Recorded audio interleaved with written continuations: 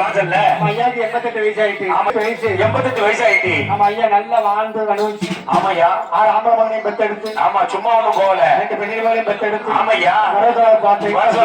ஐயா நம்மள தனதனியா கைட்டு விட்டு போயிட்டாங்கன்னு சொல்லி ஆமையா குளத்துக்கு அந்த போறா குளத்துக்கு அந்த போறா